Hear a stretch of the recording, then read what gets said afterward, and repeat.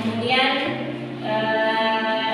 ini ada yang bagian dari rencana pembelajaran yang akan kita lakukan selama 16 kali pertemuan. Yang pertama adalah ruang lingkup SKB dan pembahasan apa kita akan lakukan daring atau luring. Kemudian aspek hukum dan aspek pemasaran. Kemudian kita lanjutkan dengan pengumpulan tugas, karena setiap aspek ada tugas yang diberikan. Minggu berikutnya adalah aspek keuangan dan aspek teknis. Kemudian kembali untuk mengumpulkan tugas. Kemudian aspek manajemen dan organisasi. Kemudian pengumpulan tugas kembali dan aspek ekonomi sosial dan aspek andal. Kemudian pengumpulan tugas. Karena studi keilmuan bisnis ini ada 3 SKS, jadi ada kita lakukan praktek untuk melakukan apakah kita bisa menjadi wirausaha atau tidak dengan melakukan studi keilmuan bisnis. Maka ada teman-teman punya tugas yaitu membuat tugas untuk melakukan penjualan. Setelah itu kita lakukan presentasi kelompok. Akan dibagi berapa jumlah mahasiswa dengan kelompok yang ada. Dimengerti? Ya. Nah, untuk yang pertama adalah kita masuk kepada definisi studi keilmuan bisnis. Ya, ada yang mau berbicara mengenai apa itu studi? Satu kalimat atau kata? Studi? Pembelajaran, oke. Pelayanan? Ya, pantas tidaknya. Bisnis? Usaha, oke. Kalau kita gabung, maka itu akan menjadi suatu kegiatan yang mempelajari secara mendalam tentang suatu kegiatan atau bisnis yang akan dijalankan dalam rangka menentukan layak usaha tersebut dijalankan. Jadi sebelum kita memulai usaha, maka kita akan melakukan kelayakan. Apakah itu bisa dijalankan atau tidak? Kalau tidak, dari sisi aspek, maka itu tidak bisa kita lanjutkan. Dipahami? Paham. Oke. Jadi karena tadi teman-teman mengatakan bahwa bisnis itu adalah usaha, maka itu bagian daripada investasi. Menurut William F. Carto dalam bukunya bahwa investment itu adalah mengembangkan dolar sekarang ke dolar masa yang akan datang. Jadi itu investasi ya. Jadi kalau Anda mau berusaha pasti ada pengorbanan untuk saat ini, tapi kedepannya nanti kita banyak akan mendapatkan keuntungan. Seperti itu ya. Ya. Salah satu beberapa penyebab atau faktor yang menyebabkan kegagalan usaha itu ada 7 poin. Sesungguhnya yang menjadi hal yang terpenting adalah poin ketiga, tidak melakukan studi kelayakan. Ya, karena banyak usaha yang gagal, dia tidak mengetahui apa penyebabnya, ternyata salah satunya adalah tidak melakukan studi kelayakan. Data dan informasi tidak lengkap, tidak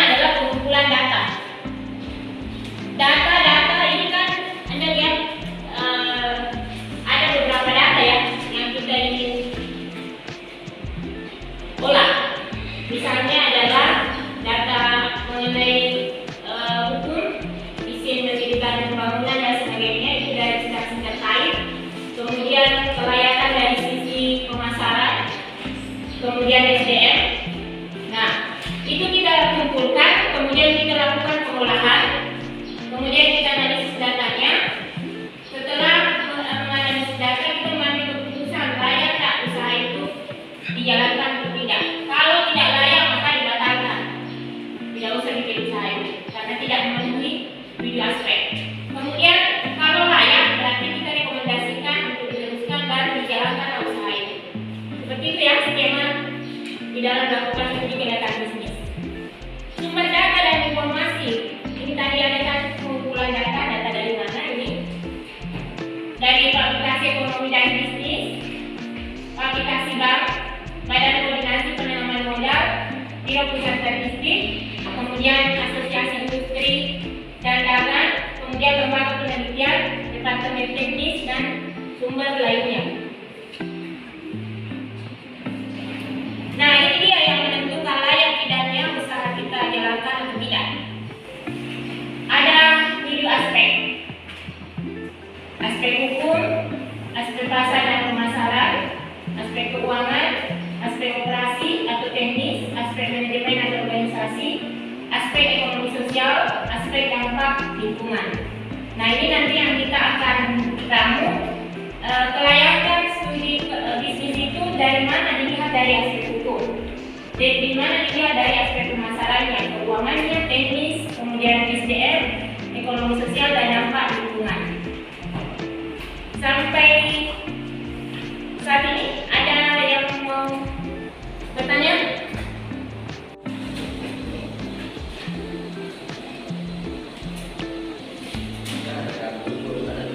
Kalau pemasaran ya silakan. Kalau untuk pada tahap penelitian seperti apa menjadikan bahwa usaha itu bisa menjadi layak untuk kita jalankan? Ya.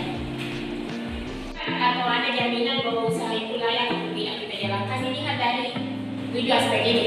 Nanti kita bahas satu-satu apa yang menjadi kelengkapan dari aspek hukum. Apa yang harus dilengkapi? Itu ada salah satu contohnya adalah isi gabungan, isi mendirikan bangunan, isi tempat usaha. Itu semua dilengkapi dulu baru bikin usaha.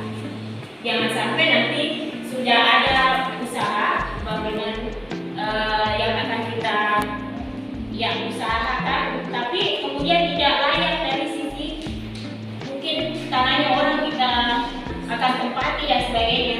Ya seperti ini tadi ada isi gangguan, misalnya kalau usaha Anda misalnya bengkel ya, itu akan merasa terganggu masyarakat yang ada di sekitar sana. Misalnya juga peternakan, kan ada rasa yang tidak menyenangkan ya. Nah itu dari sisi hukum. Dari aspek pasar atau pemasaran itu dilihat dari ada analisis SWOT, kemudian dilihat juga dari jenis usaha yang kita akan lakukan, kemudian dilihat dari sisi pasarnya layak atau tidak. Nah seperti itu ya. Dari aspek keuangan itu bisa kita lihat dari rencana cash flow-nya, berapa estimasi penerimaan dan pengeluarannya. Ya, kemudian dari aspek operasi atau teknis mengenai lokasinya bagus sudah tidak. Kemudian tata letak, kemudian berapa jumlah penjualan yang akan kita lakukan. Kemudian dari sisi manajemen, berapa orang yang dibutuhkan menjadi karyawan. Sudah diidentifikasi memang bisa nanti bahwa perusahaan kita ini hanya membutuhkan 3 orang. Kenapa kita mau rekrut 10 orang? Karena itu nanti akan mengefisienkan usaha kita. Kemudian aspek ekonomi sosial, dampaknya terhadap masyarakat yang ada di sekitar kita. Usaha kita itu jangan nanti kalau sudah buat usaha didemo oleh masyarakat. Nah sudah harus kita tahu bahwa di lingkungan kita itu sudah bisa menerima kita. Kemudian aspek dampak lingkungan hidup Anda ini juga sangat penting. Pencemaran lingkungan yang disebabkan oleh perusahaan kita itu bisa membuat perusahaan kita bisa tidak berjalan sesuai keinginan kita. Ada lagi yang mau bertanya?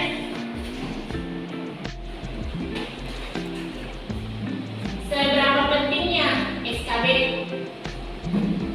buat kita? Rais, seberapa pentingnya SKB buat kita?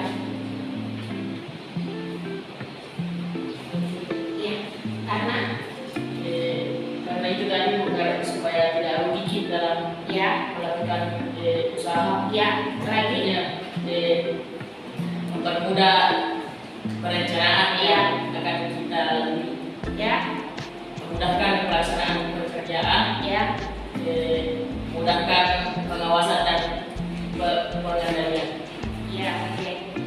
Kemudian lembaga yang memerlukan SKP artinya Yang pertama, Ya. usaha, ya, kedua individu, ya, yang di pemerintah, ya, masyarakat luas, dan manajemen. ya. Kenapa harus dibutuhkan oleh pemerintah? Lanjut lagi. Ya, karena dari surat dari untuk membuat surat izin usaha Ya, dari pemerintah.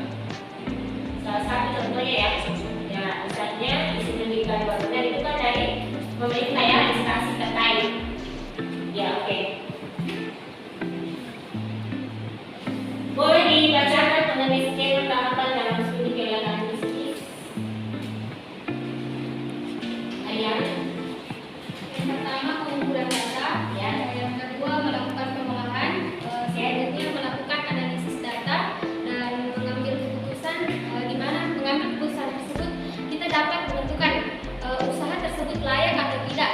Selanjutnya melakukan rekomendasi apakah benar-benar bisa dan akan dilanjutkan usaha tersebut. ya. Kita masuk ke dokumen yang perlu disiapkan dalam aspek hukum ya. Pertama adalah badan hukum usaha kita.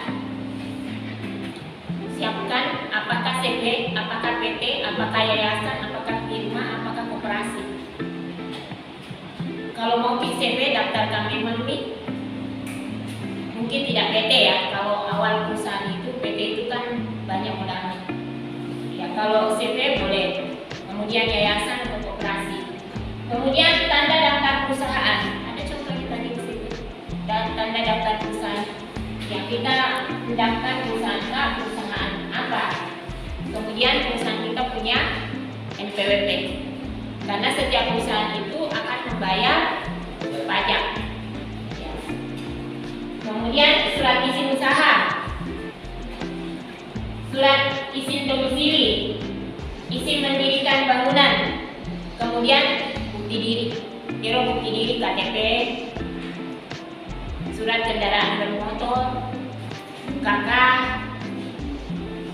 Misalnya dua orang yang mau bergabung, dua orang yang menanamkan modalnya di dalam satu perusahaan, tak kemana KTP-nya, ada semua KTP-nya, kemudian ada NPWP dari perusahaan, kemudian ada bukti sertifikat, misalnya sertifikat tanah ya, lahan, misalnya perusahaan tak mau beli mobil, itu ada surat kendaraan, bukti kendaraannya bahwa ada aset khususnya kendaraan. Paham ya?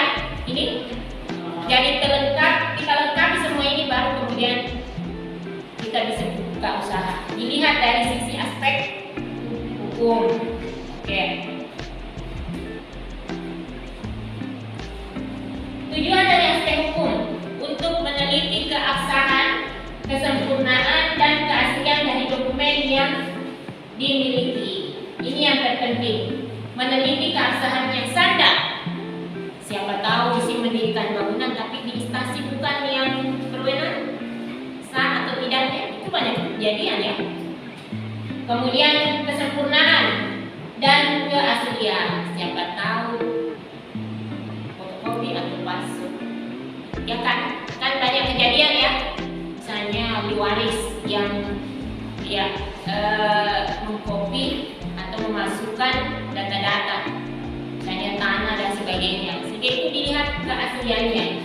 Nah itu salah satu tujuan dari aspek hukum. Jadi sudah dilengkapi, tapi harus sah. Siapa instansi yang harus mensahkan, kemudian kesempurnaan, melengkapi tadi semua, kemudian harus asli. Ya. Jenis badan hukum usaha kita, apakah perseorangan, firma, yayasan, koperasi. Kemudian jenis-jenis izin usaha, tanda daftar perusahaan, nomor pokok wajib pajak, sertifikat, penelitian dokumen lainnya seperti sertifikat tanah, bukti kepemilikan kendaraan bermotor surat atau sertifikat yang dianggap perlu. Oke, kembali lagi untuk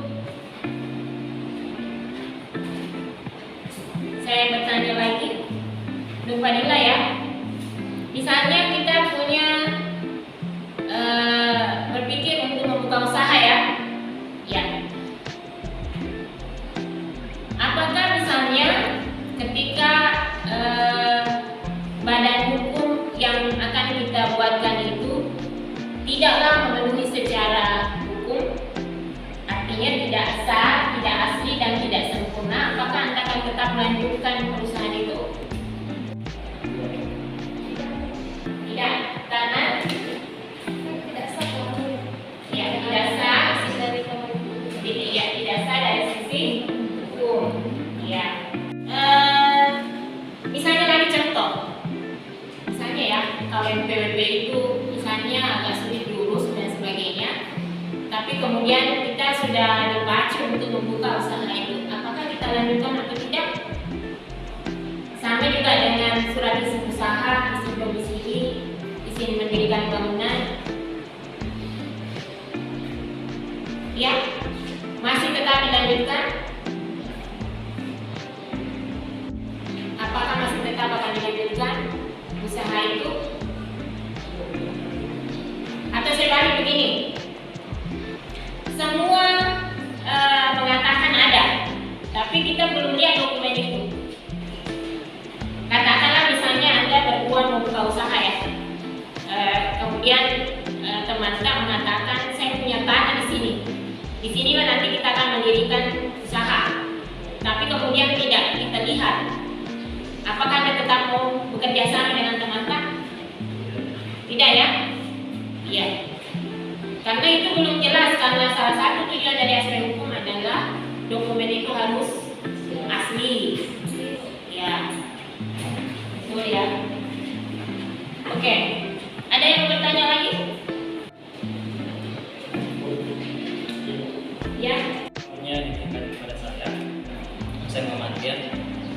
Setelah semua dilakukan dengan baik, SKP dan aspek-aspek hukum dan aspek yang lainnya, dan menjalankan usaha tersebut kurang lebih 6 bulan, tapi keuntungan masih belum tercapai, masih belum sesuai dengan yang diinginkan, apakah usaha tersebut masih bisa dilanjutkan atau dihentikan? Terima kasih. Ya. Jadi dari sisi hukum itu sudah sah ya, sudah sempurna, sudah asli ya dokumennya. Kemudian kita mau melanjutkan usaha itu, tapi ini semua aspek sudah dilakukan dah. Misalnya aspek pemasaran, karena di aspek pemasaran, pasar dan pemasaran itu ada estimasi penjualan. Apakah kita untung atau rugi nanti 6 bulan ke depannya? Boleh jadi itu salah perhitungan ya. Kalau misalnya estimasinya untung, tapi kemudian kita tidak tahu prediksi ternyata terjadi misalnya ada yang tidak kita inginkan, misalnya kenaikan harga BBM ya dan sebagainya. Akhirnya 6 bulan kemudian dari estimasi kita untung ternyata rugi ya. Apa kita lanjutkan atau tidak? Iya. Silakan kembali untuk melihat, mengevaluasi rencana kita dari awal. Karena sesungguhnya di dalam aspek pasar dan pemasaran itu ada SWOT. Ya, ada SWOT. Kita lihat kekuatan, ya, peluang, ancaman dan tantangan. Ketika masih ada di ranah bahwa kita sebenarnya masih bisa hidup lah, katakanlah masih break-even point ya, tidak rugi dan tidak untung, silakan dilanjutkan ya. Ya, tapi kemudian kalau misalnya kerugiannya sudah banyak dan sebagainya, nanti disepakati dengan pemilik perusahaan atau kita lanjutkan berbeda pemilik sahamnya. Oke, ada lagi yang mau bertanya? Jadi pertanyaan saya, mengapa sebelum menjalankan suatu bisnis perlu dilakukan adanya studi kelayakan bisnis? Padahal untuk melakukan studi kelayakan bisnis itu memerlukan biaya dan waktu yang cukup banyak, yang besar. Sekian. Ya, yang bagus ya, karena memang kalau kita melakukan studi kelayakan bisnis, banyak perusahaan yang tidak mau melakukan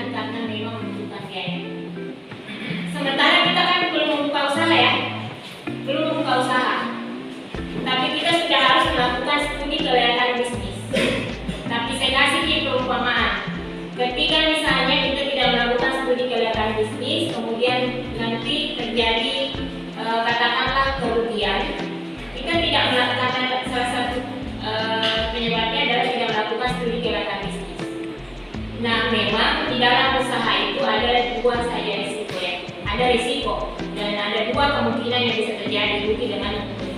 Nah, untuk menghindari kerugian adalah melakukan studi kelayakan bisnis. Memang harus dikembangkan karena salah satu bagian dari investasi itu adalah pengembangan dolar untuk saat ini, tapi kita akan dapatkan dolar banyak di masa yang akan datang. Itu kalau kita lihat dari aspek keuangan, nanti ada contohnya banyak biaya yang dibutuhkan untuk studi kelayakan bisnis. Katakanlah misalnya 250 juta ya, hanya untuk studi kelayakan bisnis. Tapi maukah kita melakukannya karena ini kita belum melakukan usaha, kita belum tahu apakah kita untung atau rugi. Tapi ketika kita sudah melakukan usaha, menjalankan usaha tapi tidak melakukan studi kelayakan bisnis, itu akan lebih rugi lagi. Mungkin 500 juta kerugian kita yang tadi kita korbankan 250 juta. Oke? Ada lagi yang mau bertanya?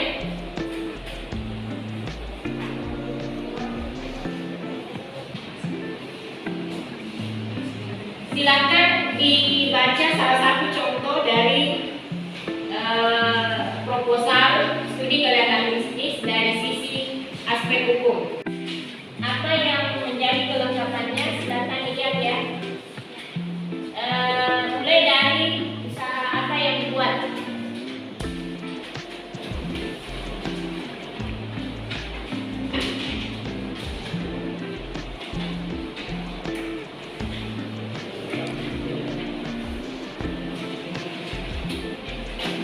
Mulai dari sisi sana, silakan dibaca usaha temannya, kemudian dari aspek hukum apa yang dilengkapi.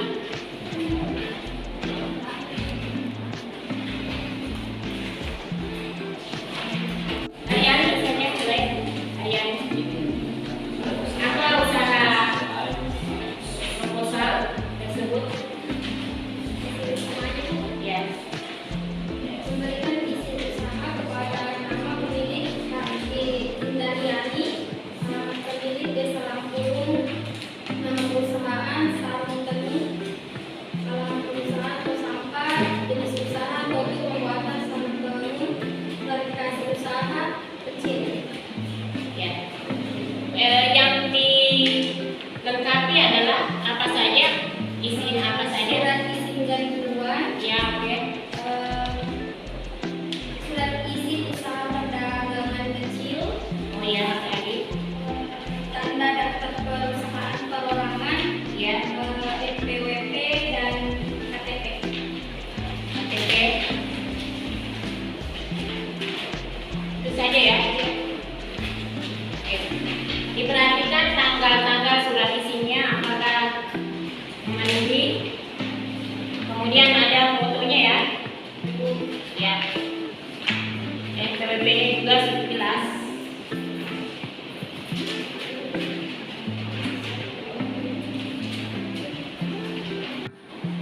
Yang dilengkapi oleh atas nama Husnul Aifah, nama toko, aksesoris pengantin.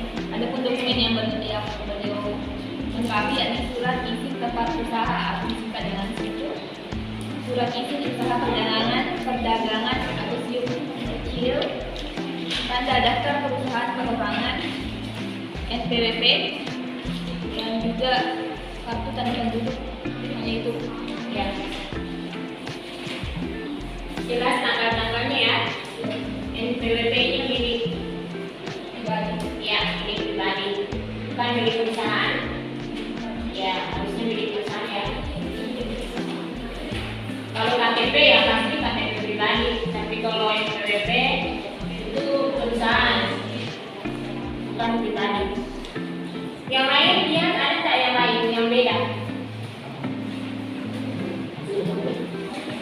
Itu dilihat dari usahanya ya.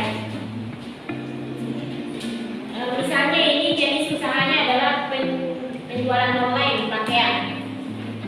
Ya, tentu itu disesuaikan deh. Tidak, misalnya penjualan pakaian itu tidak memerlukan isi bantuan. Ya, kalau misalnya bengkel yang kita membuat, misalnya sewa oke, ya kan? Biasa kan di tes sehingga itu mengganggu lingkungan. Kemudian apalagi peternakan itu harus ada izin bantuan, ya izin bantuan. Kalau sudah diisi tempat usaha, ini perusahaan semua itu harus ada ya, harus ada. Mau itu berjualan apa? Ya, selain izin usaha perdagangan, SIU. Ini direkomendasi dari dinas perdagangan. Sudah, Bu. Ya, mudah-mudahan dipahami ya apa yang harus dilengkapi di dalam aspek hukum. Ya, untuk selanjutnya, untuk pertemuan berikutnya, silakan teman-teman lengkapi jenis usaha yang telah Anda berikan ke saya, kemudian dilengkapi dari aspek hukum. Ya, sama contohnya yang ada di depan Anda tadi. Ya, mengenai apakah badan hukumnya, jadi silakan dipilih apakah yayasan, apakah koperasi, apakah PT atau CV. Kemudian lengkapi tanda daftar perusahaannya, misalnya izin bangunannya, izin usahanya, dan tanda daftar perusahaannya. Kemudian misalkan NPWP perusahaan, kemudian bukti diri, misalnya KTP, kemudian sertifikat tanah, itu sudah harus dilengkapi di dalam aspek hukum. Oke, kesimpulan hari ini adalah layak tidaknya usaha itu dari sisi ilmu adalah kita lakukan studi kelayakan bisnis. Kalau ada usaha atau ada perusahaan yang mengatakan saya berhasil karena tidak melakukan studi kelayakan bisnis, itu adalah salah satu keberuntungan mereka. Ya, karena banyak juga contoh perusahaan yang tidak melakukan studi kelayakan bisnis akhirnya rugi. Tapi ilmu mengajarkan bahwa untuk melakukan sesuatu keuntungan maka kita lakukan studi